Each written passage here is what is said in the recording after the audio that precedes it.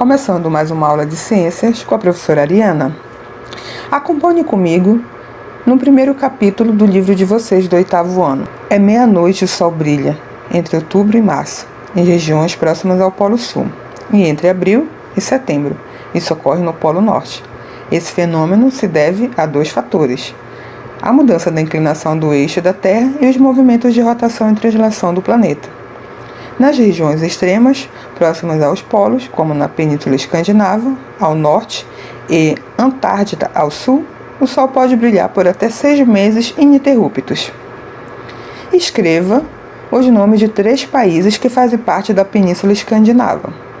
Já respondendo, é a Suécia, a Finlândia e Dinamarca.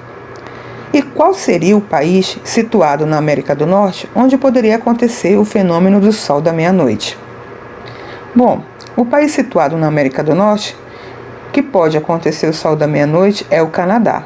Esse fenômeno também pode ocorrer no Alasca, que pertence aos Estados Unidos.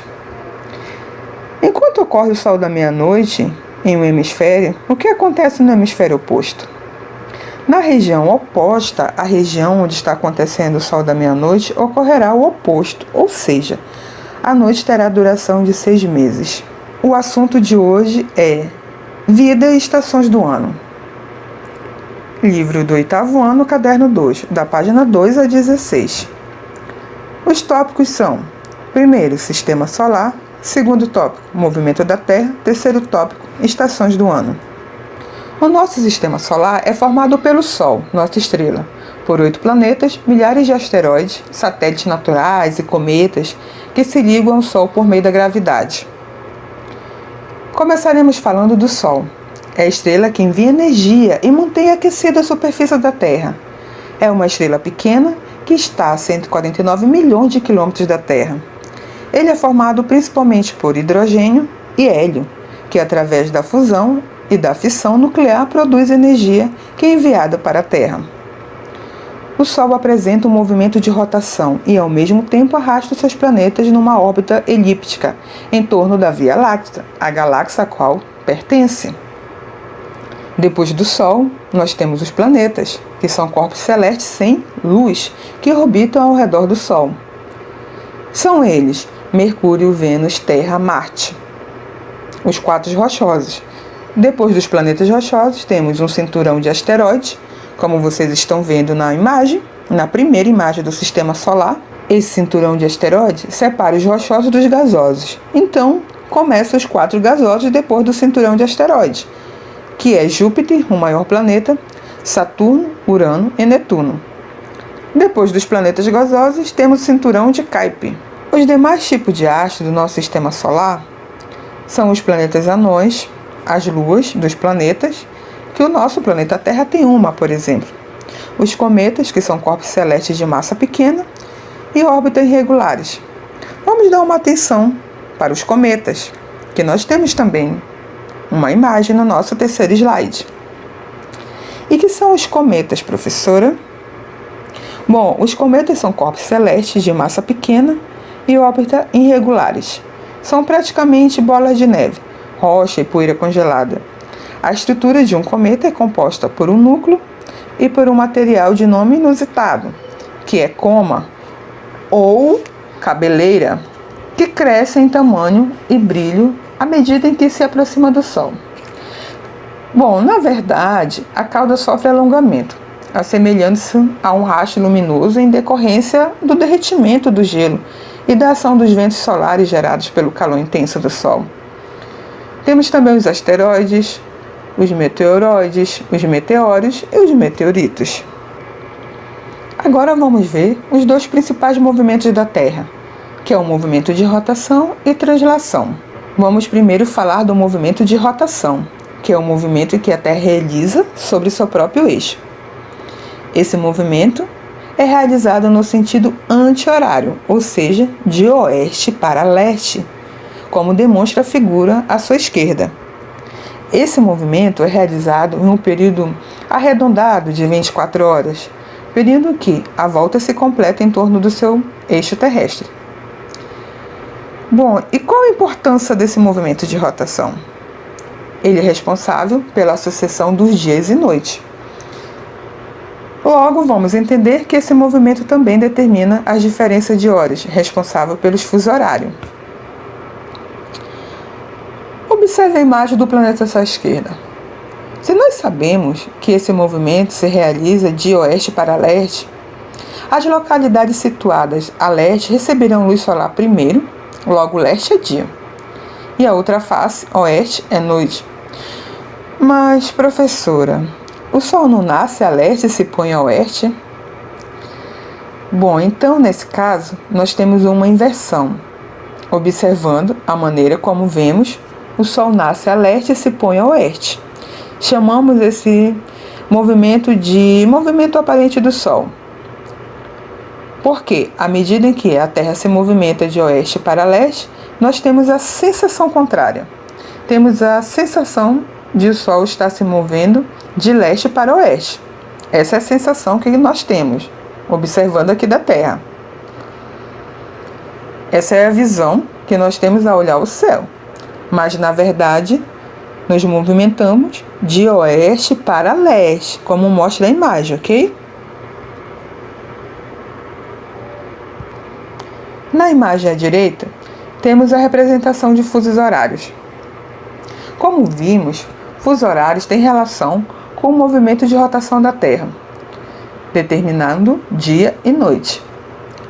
Quando em uma determinada cidade o Sol está mais alto no céu, a gente diz que essa cidade está no meio-dia solar. As cidades que estão localizadas no mesmo meridiano, acompanhe na página 6 do livro de vocês, têm todos o meio-dia solar ao mesmo tempo. Isso significa que também que eles têm o que a gente chama de mesma hora verdadeira, ao longo de todo o dia. As cidades que estão nos meridianos diferentes têm diferentes horas verdadeiras. Bom, mas professora, se para cada meridiano a gente fosse ter uma hora diferente, ia ser uma baita confusão de horários, não ia? Com toda certeza, o movimento de rotação leva 24 horas e a Terra gira 360 graus ao longo desse período.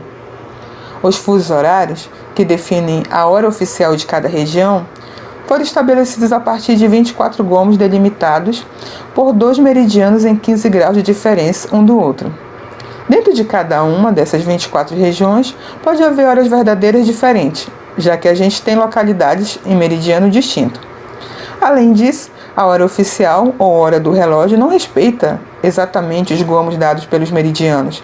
Quer dizer, eles sofrem alterações determinadas por cada país. Continuando a imagem à direita, na maioria das vezes, os fusos horários são representados em figuras como esta. Observe que os meridianos ficam representados como retas verticais paralelas. Por isso é que a projeção de mercado é mais utilizada para representar os fusos horários. Pela figura, dá para perceber que partindo do meridiano de Greenwich em direção ao oeste, cada vez que a gente passa por uma dessas linhas divisórias e muda de faixa, tem que atrasar o relógio em 1 hora. No sentido contrário, a gente parte do Greenwich e muda de faixa em direção a leste. Tem que adiantar o relógio em 1 hora. Por exemplo, Milão vai estar numa faixa de leste que contendo do Greenwich, nesse caso, fuso horário é indicado pelo GMT mais 1. Já o Rio de Janeiro está na faixa GMT menos 3, isto é, 3 faixas a oeste do Greenwich. São, portanto, 4 horas de diferença na hora real entre essas duas cidades. Não podemos esquecer que os fusos também dependem das fronteiras do país e também de questões políticas. Assim, há países que adotam fusos translados de meia hora e também tem casos como o da China, que adotam um único fuso horário, embora pudesse adotar 4. No Brasil, são adotados atualmente 4 fusos horários, e a divisão oficial desses fusos horários é pautada pelos limites territoriais dos estados. Nós temos outro movimento do planeta, que é o movimento de translação. Neste caso, a Terra, ao mesmo tempo que realiza o seu movimento de rotação, está se movimentando em torno do Sol, num período de 365 horas. Essas 6 horas, contabilizadas a cada 4 anos, totalizam mais de um dia. Nesse caso, o mês de fevereiro tem um dia a mais, que é o ano bissexto. Esse movimento de translação, à medida que ocorre em torno do Sol, torna-se responsável pela sucessão das estações do ano. A cada período de 3 meses, nós temos uma estação. E essas estações estão organizadas através dos solstícios e equinócios. Como entender o solstício e equinócio? Veja a figura do primeiro planeta à sua direita. É solstício de verão no hemisfério sul. Esse solstício de verão tem uma data base, entre 21 e 22 de dezembro. Solstício de verão marca o início da estação do verão. É o momento em que os raios solares estão perpendicularmente sobre o Trópico de Capricórnio. Neste caso, o hemisfério sul é mais iluminado que no hemisfério norte. É verão no hemisfério sul e inverno no hemisfério norte. A segunda figura do planeta, olhando da direita para a esquerda, trata do equinócio. Nesse caso, teremos o equinócio.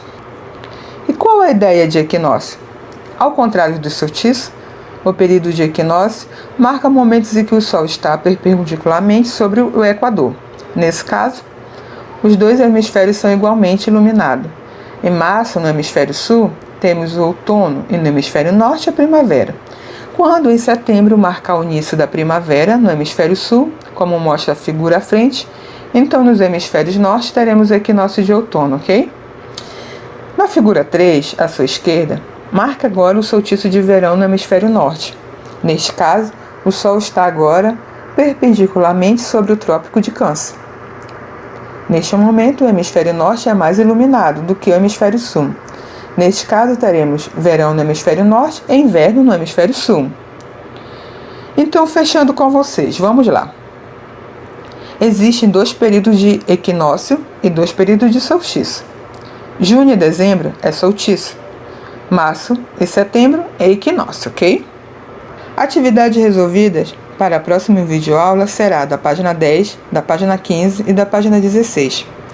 E a atividade extra, que eu quero que vocês façam sozinhos em casa, que é para reforçar sua aprendizagem da semana, fazer as atividades para casa na seção Continue Aprendendo da página 2. Atividade de 1 a 4.